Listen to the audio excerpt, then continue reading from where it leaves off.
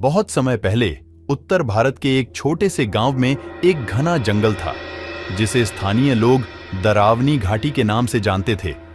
इस जंगल की कहानी गांव में बड़े बुजुर्गों से लेकर छोटे बच्चों तक हर किसी की जुबान पर थी। गांव वाले कहते थे कि इस जंगल में एक भूतनी का साया है, जो रात के अंधेरे में जंगल में घूमती है और जंगल में घुसने वालों को अपने जाल में फंसा लेती है। रात होते ही जंगल से अजीब अजीब आवाजें आती थीं। कभी किसी औरत के रोने की आवाज, कभी बच्चों के हंसने की, तो कभी किसी जानवर की दर्द भरी चीखें। गांव के लोग इन आवाजों से भयभीत रहते थे और सूरज डूबते ही अपने घरों के दरवाजे और खिड़कियां बंद कर लेते थे।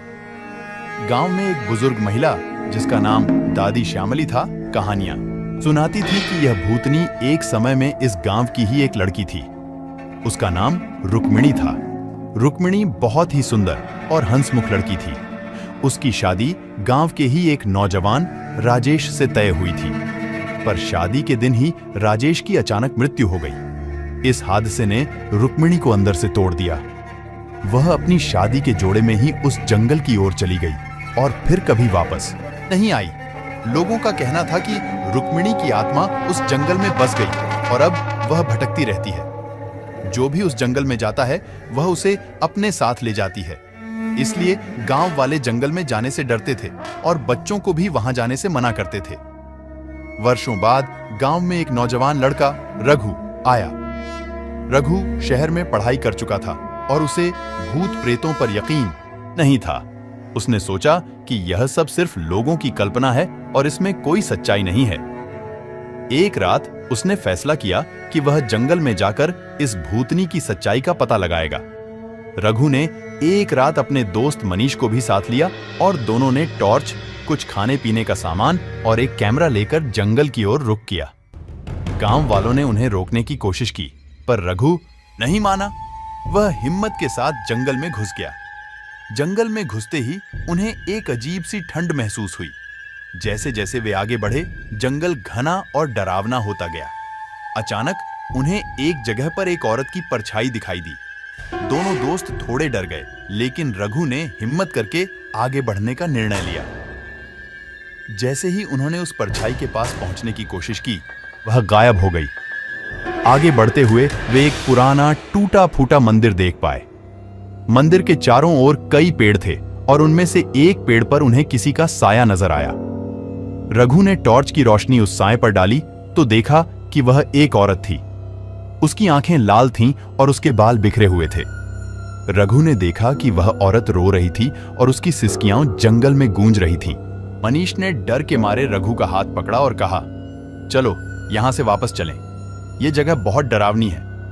पर रघु ने हिम्मत नहीं हारी। उसने उस औरत से बात करने की कोशिश की। कौन हो तुम और यहां क्या कर रही हो? रघु ने पूछा। वह औरत धीरे धीरे उनकी ओर बढ़ने लगी। उसकी आवाज बहुत ही दर्द भरी थी। उसने कहा, मैं रुक्मिणी हूं, इस जंगल की भटकती आत्मा। तुम यहां क्यों आए हो? रघु ने कहा, हम यह जानने आए हैं कि इस जंगल में क्या रहस्य छुपा है। हम लोगों को सच बताना चाहते हैं। रुक्मिणी की आत्मा ने कहा, यह सच है कि मैं यहां भटक रही हूं। मेरी आत्मा को शांति नहीं मिली। जिस दिन मेरे पति की मृत्यु हुई, उसी दिन मेरी भी जिंदगी खत्म हो गई। अब मैं बस यहां भटकती हूं, उस दिन को याद करती हूं। रघु ने कहा, क्या हम कुछ कर सकते हैं जिससे तुम्हारी आत्मा को शांति मिल सके? रुक्मिणी की आत्मा ने कहा, अगर तुम मेरे पति की आत्मा को ढूंढकर उन्हें मेरी आखिरी विदाई दे सको तो शायद मुझे शांति मिल सके। रघु और मनीष ने हिम्मत करके उस मंदिर के आसपास खोज शुरू की। अचानक उन्हें मंदिर के पास एक पुरानी समाधि दिखी।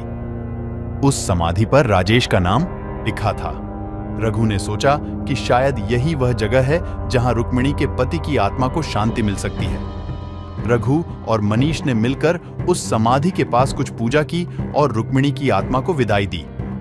अचानक एक ठंडी हवा का झोंका आया और रुक्मिणी की आत्मा गायब हो गई। रघु और मनीष ने महसूस किया कि शायद रुक्मिणी की आत्मा को अब शांति मिल गई है। अगले दिन जब वे गांव वापस लौटे तो उन्होंने गांव वालों को यह सारी कहानी बताई। गांव वाले बहुत खुश हुए और उन्होंने रघु और मनीष की बहादुरी की तारीफ की। इसके बाद उस जंगल से कोई भी डरावनी आवाजें नहीं आईं और गांव वाले बिना डर के उस जंगल में जा सके। इस तरह रघु और मनीष की हिम्मत और बहादुरी ने गांव वालों को एक बड़ी मुसीबत से निजात दिलाई।